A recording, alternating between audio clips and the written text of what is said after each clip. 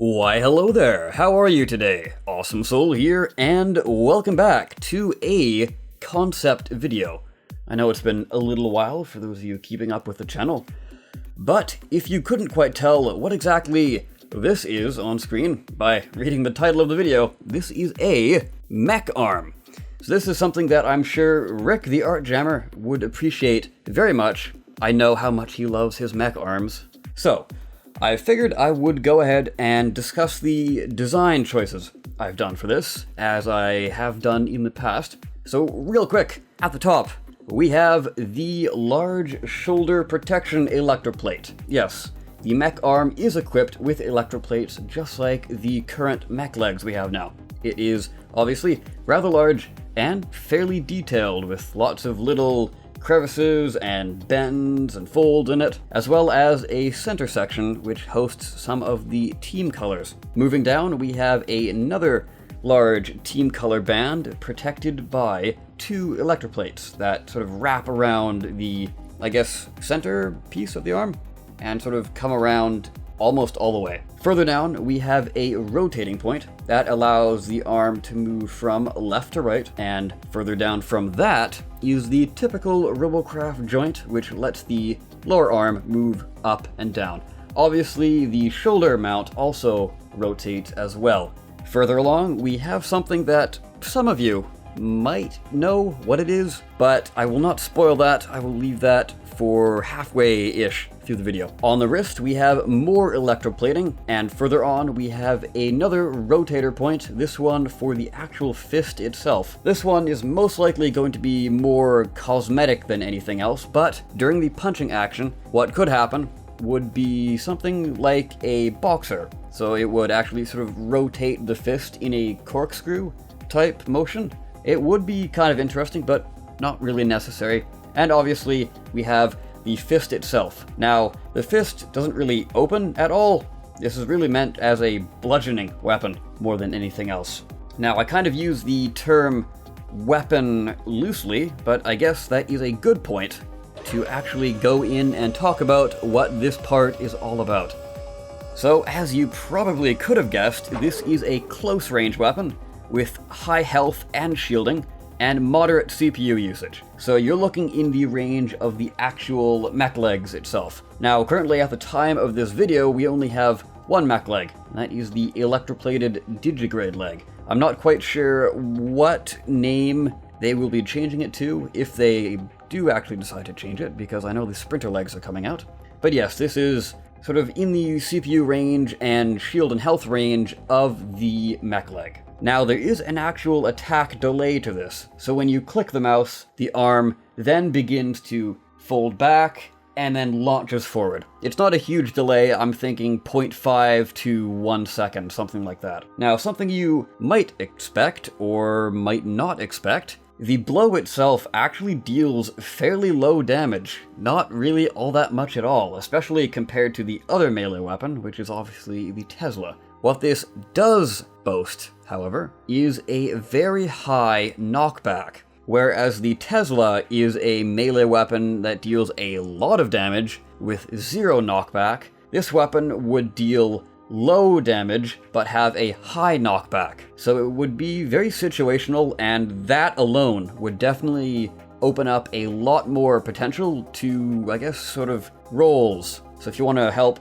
out an enemy by knocking back possibly a Tesla or a shotgun unit, that would definitely be something that I could see happening with this part here. More of a support role, possibly? And obviously a offensive role would also work. You could tie that into a lot of things, come to think of it, like plasma, rails, you name it. Speaking of plasma and rails, and I guess, well, lasers, you can actually mount low CPU weapons onto the arm itself.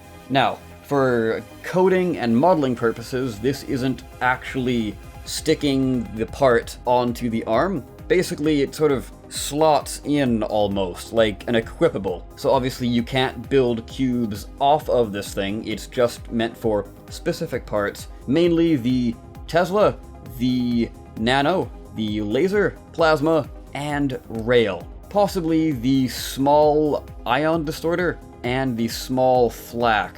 Possibly. but I'll leave that up to FreeJam's discretion. Now, the other interesting thing about this is when the weapons are actually equipped to the arm, it doesn't use its old health pool. It actually inherits the arm's health and shield pool.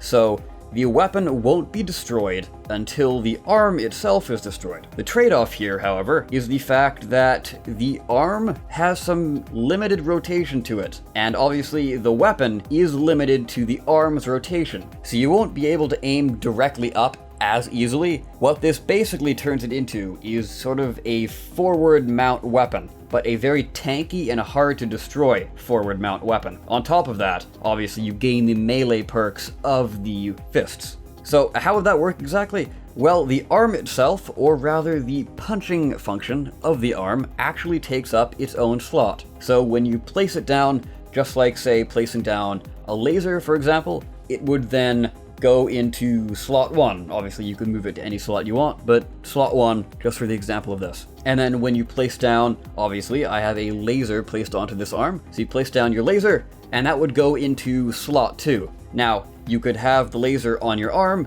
and place regular lasers anywhere on your bot, and that would still use the same slot. So laser disintegrator on your arm and a laser disintegrator on your bot's chest, basically, that would still count as slot 2. And they would all be fired from slot 2. Obviously though, the laser on the arm would be a lot more difficult to destroy and have less rotation. And last but not least, don't think I didn't forget about any other bot types. I know this is a Mech Arm, but I actually had some others in mind. So what I was thinking would be a Rover Arm. Now this one would fit more in line with cruisers and hovercraft, possibly tanks or really anything. If you wanted to put it on mech, I mean, go for it. So what I had in mind for this was more of a forward-facing instead of sort of at your side kind of arm, and it would have claws, sort of like a rover would. You know, like a Mars rover picking up things, but these would be like sharp claws.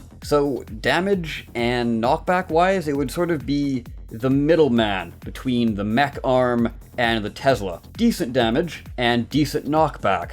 Sort of a best of both worlds, but not quite as good as either of the options on their own. And I'm guessing also lower CPU and lighter, maybe less to no electroplates, but higher armor, and possibly still able to equip weapons, but we'll see. So that will bring the video to a close. Of course, I always appreciate feedback. Let me know in the comment section down below what you thought of this weapon. Would you personally get a lot of use out of it? And which would you personally use more, the Mech Arm or sort of the idea I had for the Rover Arm? I know it didn't really include any imagery for it, but hopefully I painted a mental picture in your mind and you have the general idea there. As always, if you enjoyed the video, be sure to share it around, whether that be on the forums or on Reddit or even on Twitter or, well, anywhere else really. With that, guys, I will finish the video right here. I, of course, have been the Awesome Soul. I thank you so much for watching, and I will be seeing you next time. Take care.